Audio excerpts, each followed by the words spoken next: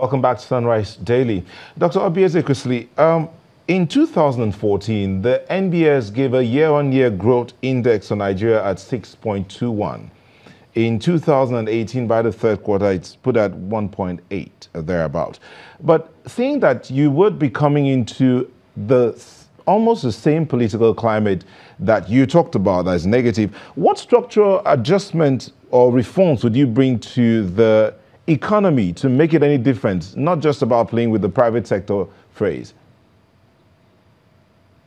You know, I think that the first thing that you do in this situation is to do a fiscal consolidation program. And usually this means that you simply realign the way that you are considering the structure of your budget, what your budget is signaling.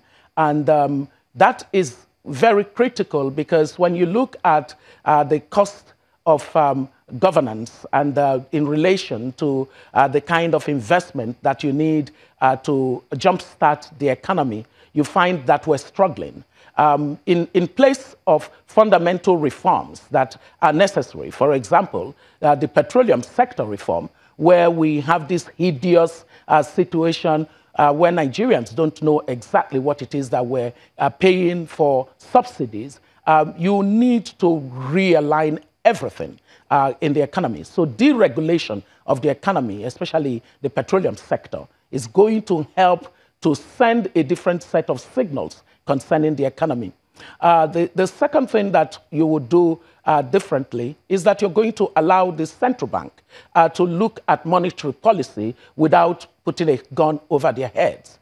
They need to be an intelligent central bank that does its work, knowing that they have the political goodwill to do things on the basis of sound economic policies, not on the basis of some political grandstanding. The third thing that you want to do is you want to focus on investing in your people. And investing in your people means that emphasis on health, on education, on resilience, those things that matter for your citizens to have the capacity to see opportunities and to take advantage of them. So productivity and competitiveness becomes the hallmark of how we're going to align the economy to the incentives that people would naturally gravitate toward.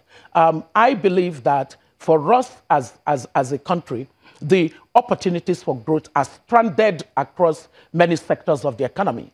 And what government needs to do is to be the engine room for the vision that drives that process and to leave business to interpret the signals accurately and to make those important decisions in the boardrooms that would lead to investments, whether domestic investments or foreign direct investment or even portfolio investments, as the case may be. Dr. Ezekwesili, at this point, can you tell us, because the governors basically are faced with this new challenge coming from the president that we will be facing tougher times, what can the governors do?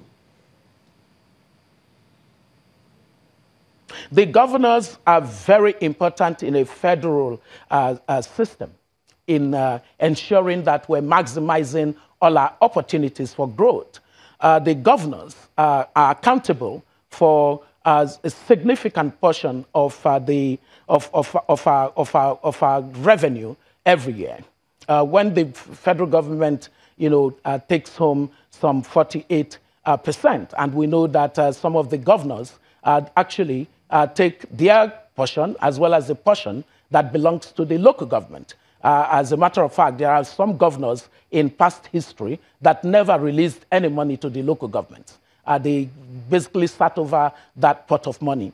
Now, the public resources that we manage at that level is important on the fiscal side of things to enable the investment in the people, investment in the kind of second-level infrastructure that states currently do.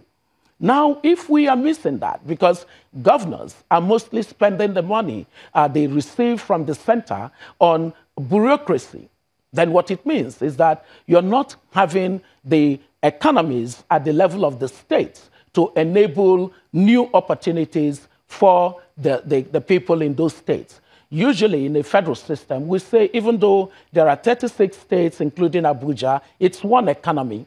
And so that general direction that we need to invest in our people, we need to invest in critical infrastructure, we need to have value for money in the way that we use government resources is key and critical.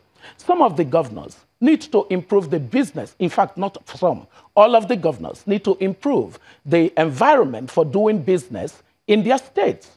The environment for doing business should be a basis for competition amongst our states in the country.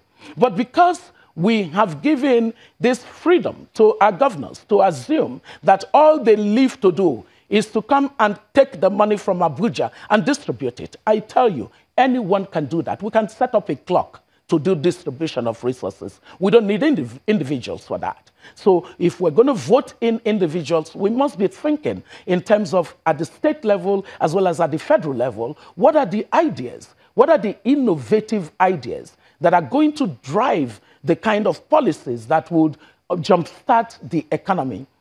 Let me say clearly that the economy is at the center of the conversation for the 2019 elections.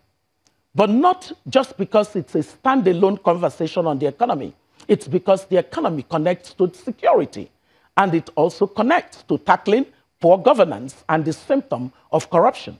If we did it right, what would happen is that we would have a different set of people with a new momentum and new set of ideas to jumpstart our economy, to create the opportunities for jobs, because the agenda has to be massive jobs creation. If you want to tackle poverty, what you do is you give people opportunities for sustainable income. That's different from, social safety nets. It's okay to give handouts to citizens, that's a good place but that to cannot let be it rest. the policy. My apologies. Dr. Obi Ezekwesili, the presidential candidate, Allied Congress Party of Nigeria. We must thank you so much indeed for talking to us on Sunrise Daily.